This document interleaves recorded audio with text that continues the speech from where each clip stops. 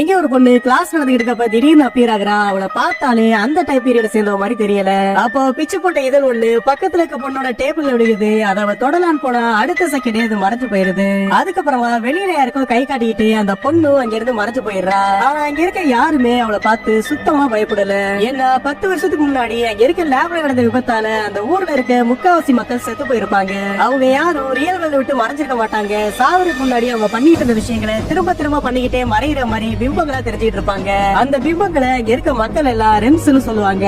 ஒரு நாள் அந்த ஊர்ல இருக்க ஆனாங்கிற பொண்ணு புதுசா ஒரு ரெம்ம பாக்குறா. அது மறைச்சதுமே அவ கண்ணாடியில ரன் எழுதி இருக்கு. அதை பார்த்ததுமே அவ ஷாக் ஆயிடுறா. ஏன்னா அது வரைக்கும் ரெம்ஸால மனுஷங்களோட இன்டராக்ட் பண்ண முடியும்னா இங்க இருக்க யாருக்குமே தெரியாது. அதுக்கப்புறமா அது குடுக்கிற க்ளூ எல்லாம் ஃபாலோ பண்ணி போக ஆரம்பிச்சவ ஒரு பெரிய உண்மையை கண்டுபிடிக்கிறா. பார்த்தா இங்க நடந்தது ஆக்சிடென்டே கிடையாது. ஒரு ப்ரொஃபசர் செத்து போனவரோட பொண்ணை திரும்ப கொண்டு வரன்னு ஒட்டுமொத்த ஊரையுமே காலி பண்ணிருப்பான்.